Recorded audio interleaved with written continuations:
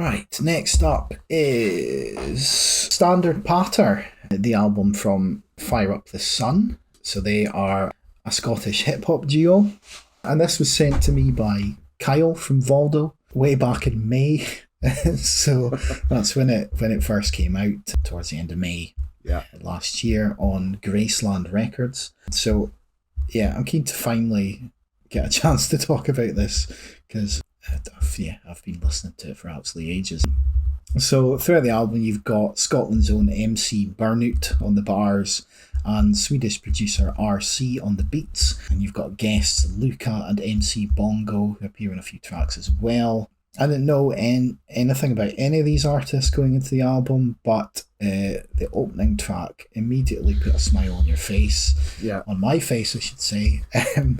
It's called Dinna Give Up Your Day Job. And it just starts off as a phone call between two pals. Basically, it's RC telling MC Burnout to sack off his work and listen to the beat he's just finished. Burnout agrees, and upon hearing the beats, which sound like they're played on a kid's Casio keyboard, Totally. He's like, what the fuck is this? Is this the beat? And in a sort of derogatory fashion, but he decides to roll with it and lays down some bars, declaring that he's like Michael Douglas in the film Falling Down, making his way through the chaos of the tune.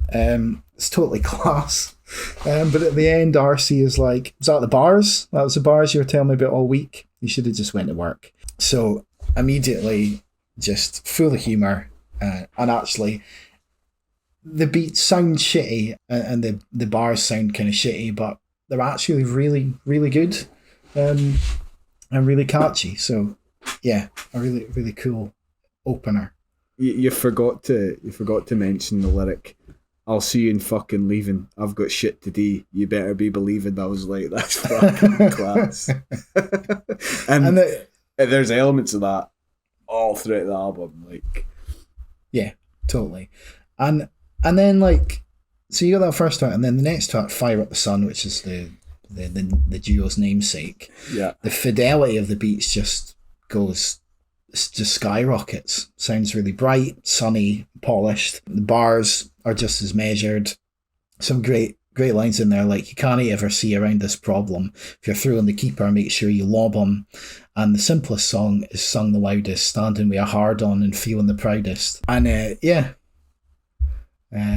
I don't know if you noticed this. Like, I only noticed this today when I was kind of listening to it. So, it's MC Burnout's vocals are kind of accompanied with this kind of stuttering and kind of whirling electronics. But I think it's, how would you describe this? Like, the electronics are, it's like kind of sung Fire Up the Sun. Do you know what I mean by that?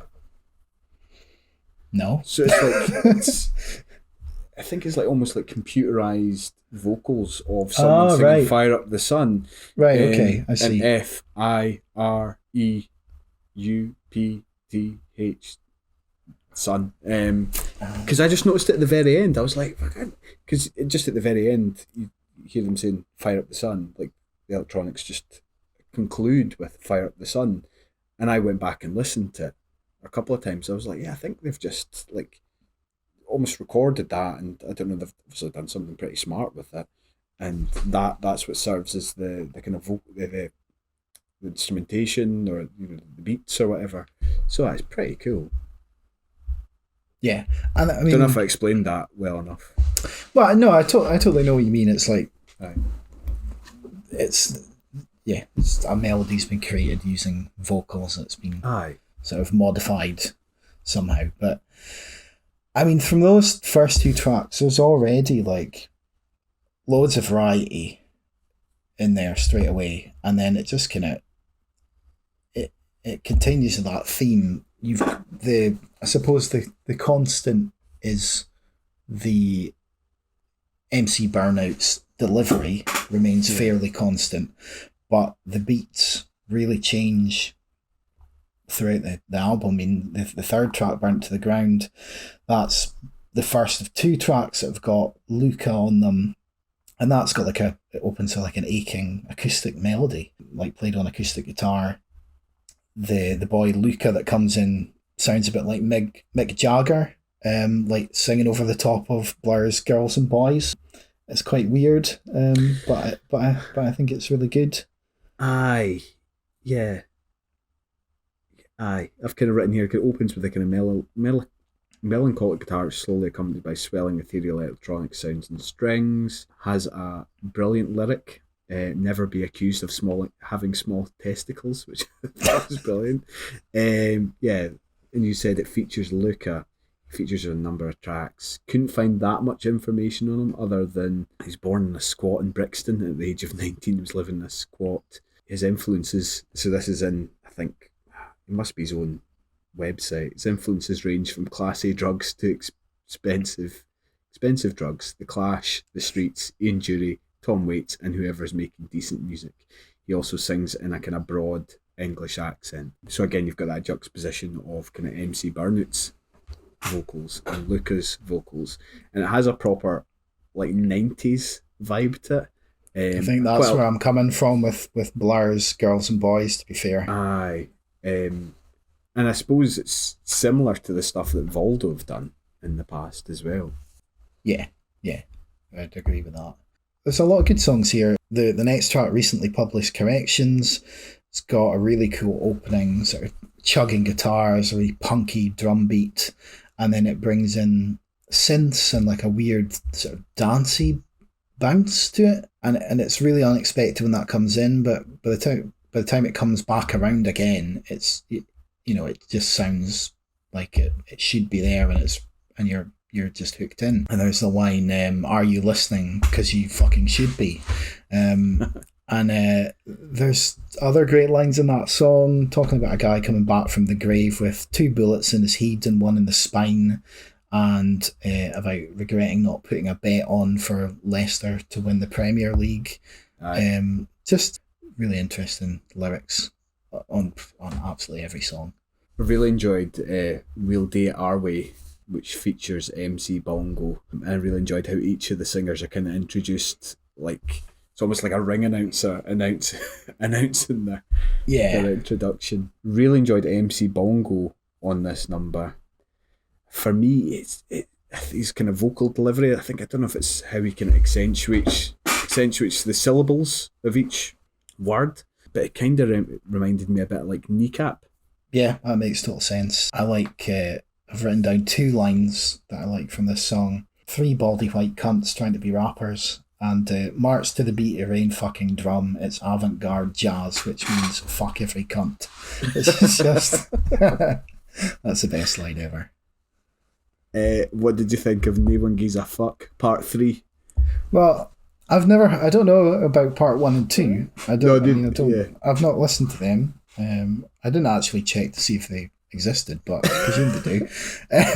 But it's a great song. Absolutely great song. It's amazing, isn't it? The melody behind it reminds me a bit of Wu-Tang's Gravel Pit, but performed by like the Chemical Brothers or the Prodigy. It's got like almost like weird staccato type electronics, doesn't it? It's quite it's got that sort of anarchic edge of like the Prodigy in the electronics, and then you've got a bit of sort of whimsical whistling, and then you've got the sort of iconic "No One Gives a Fuck" line, which you can just imagine groups of people just absolutely bouncing to in a sweaty nightclub. Aye, and it's basically just a list of things that pissed them off. Yeah, it's an absolutely great tune. Oh, aye. It's just brilliant. Star Wars, get it in the bin. Ouija folk who think they're Gallus. Rishi Sunak needs a hiding. I don't think that's like the full lyrics, but it's just ones that I've kind of picked out that I think are really good. Yeah, it's just that that kind of just wild bounce of that "No One Gives a Fuck" line. It's just so catchy. But yeah, no, I've really enjoyed this album throughout. The next track, Life Logistics, is a song that I enjoy, but I'm also infuriated by it because it's got this really familiar melody in it, and I just can't figure out what it is. Aye, I couldn't make it out either. You've got those kind of the kids' vocals, it's accompanied by like organ-esque music. Aye, it's almost kind of reminiscent of like a kind of nursery rhyme or something like that, isn't it? Yeah, and I thought it was like a sort of, like a classic punk song, like Bad Reputation by Joan Jett and the Blackhearts, but it's not that because I checked that. And then I thought, oh, maybe it's like Generator by the Holloways, but it's not that either. And it was just really winding me up. Like, I just can't, it's like right in the back of my mind. I've heard this somewhere before and I just can't pull it out. Yeah. But it's a really good melody, really, really good song. But every time I hear it, I'm like, what the fuck is that? What the fuck is that melody? I can't figure it out. But yeah, there's some more sort of moody stuff on the next track. You've had your consent manufactured. It's the lyrics seem to be about the metaphorical death of a hero, someone who's kind of forgotten their past principles and fallen from grace. It's a pretty grim track, but it kind of draws you in.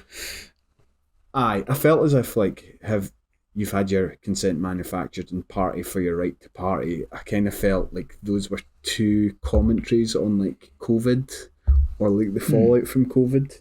Yeah, like Party for Your Right to Party is kind of one of the singles that were released from the album. It's a kind of proper foot stomper with a kind of 60s feel and swing to it. Like it felt kind of reminiscent of like Donovan or like Bob Dylan, early Bob Dylan. It's got like a harmonica chucked in there, but it's got a proper kind of, maybe a bit more of a kind of raucous kind of pub vibe to it. Yeah, I was thinking like Bob Dylan gone electric, and then but also a bit like The View. Aye, like something a bit more I was going to say contemporary, but The View are they're like 2 decades old at this point, aren't they? So it's not that contemporary, but yeah, just that kind of like stomp that you were talking about reminded me of the View a bit. Mm-hmm. And then like the last song, Last Orders, that's another song that features Luca. Again, that has like another kind of 90s feel to it, which is I've kind of described here as a fun song about the apocalypse. Kind of discusses climate change, Putin. There's a big sing-along chorus to it. I really enjoyed the bit where they're kind of ordering drinks. I found that quite funny. And I think it must be MC Burnett goes up and is like, I'll have a whiskey with Annihilation, mate. I'll have a double Jack Daniels with Destruction. No, I'll have a pint of Guinness to finish off the world, I think. Yeah. So, aye, quite enjoyed that as well. And again, that's kind of further, I think there is quite a lot of kind of like political commentary and stuff like that throughout the course of the album. Certainly enough, you've had your consent manufactured. I was trying to kind of work out who that was about earlier on today, and I'm not smart enough to figure it out. I've said this a few times, there's just great lyrics all over this album that you'll be picking things out, picking new things out every time you listen to it. So yeah, Last Orders, that is a brilliant way to end the album. So I have given this a 9 out of 10. Yeah, I give it an 8 or 9. Really enjoyed it. Like listening to it again today, just to kind of refresh my memory, it kind of reminded me of kind of like early spring, early summer, like razzing about the Ayrshire countryside, listening to it in my wee work electric car. So I really enjoyed it. The only criticism is maybe more so on Life Logistics, but a few other tracks as well. I do feel as if sometimes the levels don't quite work out as well as they could. And sometimes MC Burnett's vocals are kind of lost a wee bit. Right, okay. That would be my only criticism. Like. Fair enough. I don't really have any particular criticisms. It's a solid hip-hop album. It's inventive, it's funny, and it makes you think as well. So, aye, absolutely. Yeah, and it's just loads of variety and loads of great songs. So, yeah, really great album. Okay, so that was Standard Patter. It's a great name for an album as well. Standard Patter by Fire Up the Sun. Jokers to the left and clowns to the right, and no you in the middle to help me with the fight. I'm running on empty and I'm feeling shite. The simplest song is sung the loudest, standing with a hard on and feeling the proudest.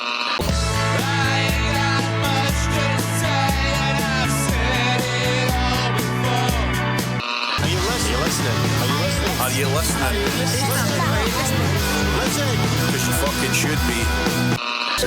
me Dyson, cause I suck it up. Knowing that way, you fucking cheeky cunt. I mean, sort of like putting on a brave face. No one gives a fuck. No one gives a fuck. No one gives a fuck.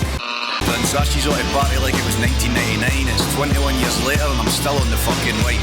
The beers I drink now have got a bit more flavour, but believe me, I still put in some serious labour. It's the end of the world, boys and girls.